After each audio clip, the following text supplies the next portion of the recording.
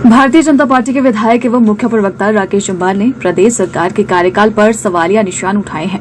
कांग्रेस सरकार पर तंज कसते हुए उन्होंने कहा कि कांग्रेस सरकार हिमाचल प्रदेश की पहली ऐसी सरकार है जिसके 1 वर्ष का कार्यकाल पूरा करने के अंदर ही कर्मचारी सड़कों पर उतर आए हैं। चाहे वो शास्त्रीय अध्यापक हो, बिजली बोर्ड के कर्मचारी, एसएमसी अध्यापक या एचआरटीसी के कर्मचारी हो, हर तरफ आंदोलन हो रहा है। शिमला में सोमवार पत्रकार वार्ता कर उन्होंने कहा कि झूठ की नींव पर कांग्रेस पार्टी सत्ता में आई, झूठे वायदे किए, झूठी गारंटियां दी और आज 13 महीने का समय पूरा हो गया। कांग्रेस सरकार ने कर्मचारियों, युवाओं और किसानों से वादे किए, परंतु यह सरकार एक भी वादा पूरा करने में नाकामयाब रही। उन्होंने कहा कि इस सरकार के दौरान चुना हुआ प्रतिनिधि अपने क्षेत्र की प्राथमिकताएं विधायक प्राथमिकता बैठक में रखता है, उनको गंभीरता से नहीं लिया जा रहा है। 13 महीने में मात्र बदला बदली और पुरानी सरकार के काम रोकना और अपनी सारी नलायकियां केंद्र के पाले में डालना और भाजपा के पाले में डालना, यह काम सुखविंदर सुक्खू की सरकार ने 13 महीने में किया है। इस सरकार की यही उपलब्धि है। हिमाचल प्रदेश में 13 महीने की कांग्रेस की सुखविंदर सुक्खू जी की सरकार व्यवस्था परिवर्तन और नए दौर की ये सरकार 13 महीने का समय वर्तमान की सरकार को पूरा हुआ। इन 13 महीनों में हिमाचल प्रदेश में जो जो घटित हुआ वो आज पूरा प्रदेश देख रहा है। झूठ की नींव पर कांग्रेस पार्टी सत्ता में आई, झूठे वायदे किए, झूठी गारंटियां दी और आज 13 महीने का समय पूरा हो गया। इन्होंने कर्मचारियों से वायदे किए, इन्होंने युवाओं से वायदे किए, इन्होंने किसानों से वायदे किए, एक भी वायदा पूरा करने में ये सरकार नाकामयाब रही। चुनाव के दिनों में इन्होंने कहा पुलिस के जवानों को कि इनको 24 घंटे सेवाएं देने वाले पुलिस के जवान, उनको अतिरिक्त 1 माह का जो वेतन दिया जाता था उसको देने की बात कही, डाइट मनी देने की बात कही। आज 25 जनवरी को प्रदेश के कर्मचारी, प्रदेश के पेंशनर सभी इंतजार कर रहे थे कि 25 जनवरी को मुख्यमंत्री जी घोषणा करेंगे, लेकिन 25 जनवरी भी चला गया, 26 जनवरी भी चला गया।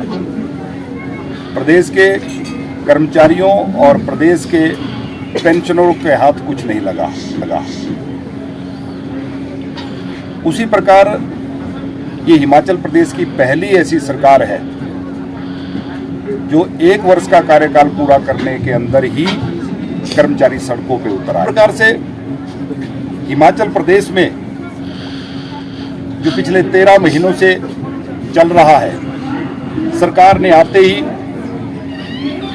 पूर्व की भारतीय जनता पार्टी की जयराम जी की सरकार ने जो संस्थान लोगों की सेवाओं के लिए खोले थे, उन संस्थानों को बंद कर दिया और कहा कि बिना बजट के प्रावधान के 1 वर्ष के जो संस्थान, 1 वित्तीय वर्ष के जो संस्थान सरकार ने खोले थे, जो कार्यालय खोले थे, उन सबको बंद किया।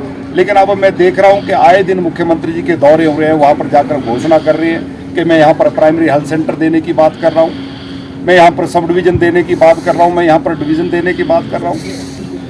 कौन से बजट में प्रावधान करके आप ये घोषणा कर रहे हैं? और कहा गया कि भारतीय जनता पार्टी ने जो संस्थान खोले वो बिना बजट के प्रावधान के खोल दिए थे। अभी बजट को प्रस्तुत किया जाना है, लेकिन इससे पहले ही मुख्यमंत्री जी उस संस्थानों की घोषणा कर रहे हैं। हिमाचल प्रदेश में इसी प्रकार से संस्थान खुलते आए थे, लेकिन एक नई रिवायत कांग्रेस ने हिमाचल प्रदेश में शुरू की है।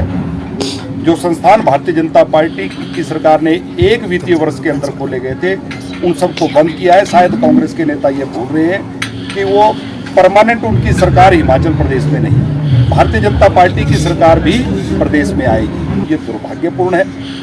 आज जहां जनता त्रस्त है, वहां चुने हुए प्रतिनिधियों के अधिकारों के ऊपर भी कुठाराघात किया जा रहा है।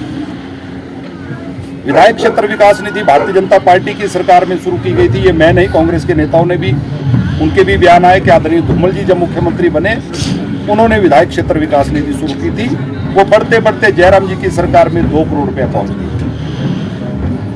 हिमाचल प्रदेश में चुनाव हुए, चुनावों के पश्चात जो अंतिम तिमाही का हमको 50 लाख रुपया मिलना था, वर्तमान की सरकार ने आर्थिक, लेकिन सरकार की मंशा कि उस पैसे को भी रोकने का प्रयास कर रहे थे। जब पूर्व मुख्यमंत्री जी ने मुद्दा उठाया तो वर्तमान मुख्यमंत्री जी ने कहा कि जयराम ठाकुर जी सनसनी फैला रहे हैं कि हमने तो रोकी नहीं। जनवरी महीना खत्म हो गया था और विधायक निधि की वो हमारी किस्त हमको नहीं मिली थी, जबकि मुख्यमंत्री जी के ध्यान में है कि मार्च महीने में आचार संहिता लगेगी, चुनाव लोकसभा का होने वाला है, बजट सत्र आपने प्रीपोन कर दिया। लेकिन ये ध्यान नहीं था कि विधायक क्षेत्र विकास निधि को भी हम जल्दी से जारी करें।